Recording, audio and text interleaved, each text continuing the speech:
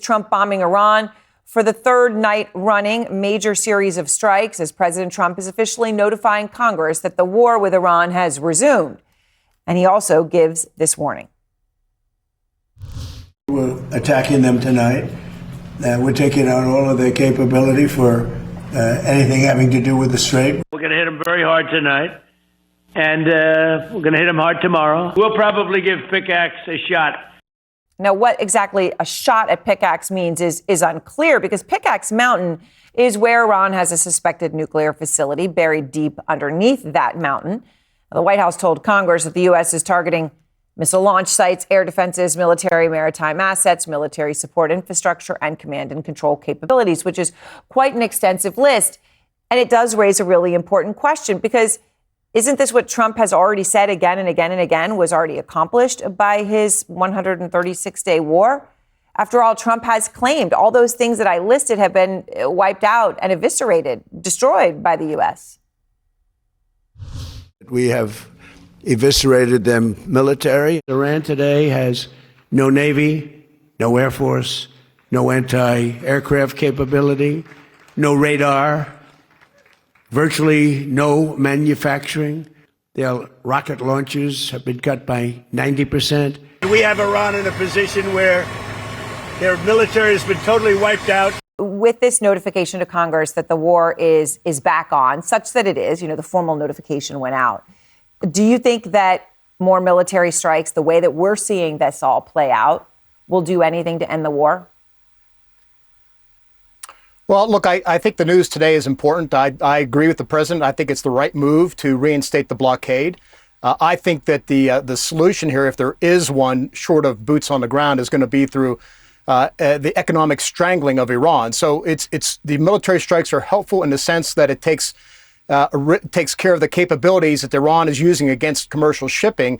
But that alone is not going to end the conflict and not restrict them from threatening the Strait. So I think the imposing more economics, reinstating the blockade, of course, withdrawing licenses, as he's already done, are important. And look, I'd like to see the administration explicitly walk away from the MOU. It was not a good MOU. Of the 14 points, only one mentioned the nuclear side of this angle, and even that pushed the issues off till much, much later. So I'd like to see them walk away from this MOU and put the pressure back on the Iranians. So Trump said tonight, you mentioned the nuclear issue, that the U.S. would take out Pickaxe Mountain, which is one of the suspected nuclear sites. Here's specifically what Trump said, Secretary. We're going to take out Pickaxe Mountain. Tell the Iranians to be ready. I will. Let them know we're coming, okay? There's not a damn thing they can do. I understand, Secretary, that experts have said that specific underground facility is buried so deep that it may well be beyond the reach of even the most powerful bunker buster bombs. But this goes in the category of a lot of threats, whether it be wiping a civilization off the map, boots on the ground, lots of threats that have not actually ended up with action. Do you think something like this, a threat like this, is in that same category? Can you tell, knowing him and having been in these important positions, can you tell which it is? Well, I think the U.S. military did a great job last summer around this time with Operation Midnight Hammer in terms of attacking the primary nuclear sites of Natanz, Fordow, and Isfahan. And at the time, it was reported that there was a lot of success there, but Pickaxe Mountain was not attacked. And there's obviously some intelligence that was being prepared as a future site for the nuclear program. Maybe something has come out in recent days or weeks that suggests they're trying to rebuild that site, despite the MOU saying that all work on these types of things should be frozen. So maybe he's getting intelligence that they're trying to build there, and he wants to shut it down by, for example, closing the entrances might be something that they're trying to do. Yeah. All right. So can I ask you about this all with the Strait? Again, in the category of Trump often says a lot, and then what happens is actually different. So when he's saying the U.S. is going to, his words today, and I quote, Mr. Secretary, we're taking over the Strait. So he says that, and then he says they're going to charge a 20% fee, essentially, to anyone who goes through it in exchange for U.S. protection. Obviously, it would seem if the U.S. could have done that and done that easily for just economic reasons, it would have been done a long time ago. So I'm a little bit confused by that. I'm also curious as to your take when you contrast that with what Marco Rubio said, which is the status of international law and the status of U.S. support, which would be for absolutely no toll or fee of any kind on international waters, which this is.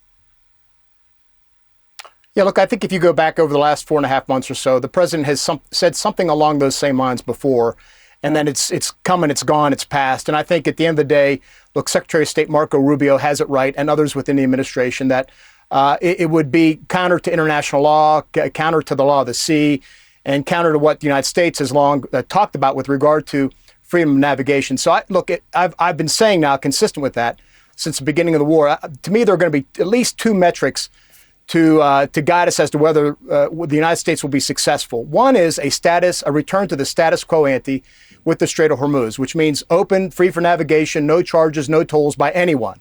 A return to the status quo ante. And secondly, he has to get a deal better than Obama's JCPOA, at least for political purposes.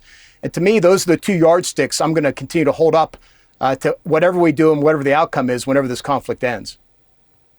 So we have some new video, and Secretary Esper of Iran launching what it says are cruise missiles at U.S. targets in this back and forth. So I don't know if you ever turn and you can see this, but they are saying, this Iranian state media is saying that's a launch of a cruise missile. In terms of understanding what the reality is for U.S. bases, and I guess, what do you think the tolerance is for this to go on? I mean, is it essentially indefinite? Well, they are targeting U.S. bases in Gulf Arab state countries, Kuwait, Bahrain, and others, Qatar.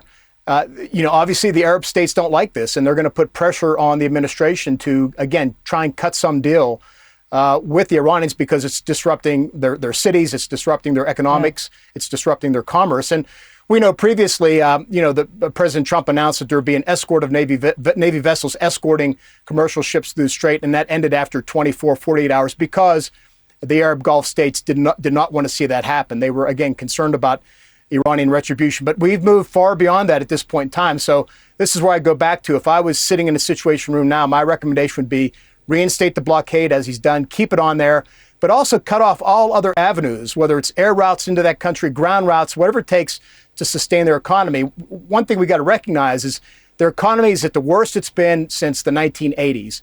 Inflation's over 88%. It's never been that high in the 47 years since the revolution in 1979. They are in bad shape economically. And I understand that's going to hurt the Iranian people first, but it's going to also impose a big impact on the regime and also prevent them from reinforcing their proxies like Hamas and Hezbollah. It's going to hurt them from rebuilding their military, their ballistic missiles. So I would focus on the economic blockade of the country, strangling the country, and at the same time, as the Iranians attack commercial shipping or the Gulf states, responding with military force to go after those missile launchers, those drone sites, whatever it is on the shoreline opposite the Strait of Hormuz, to make sure we tamp that down as well. All right, Secretary Esper.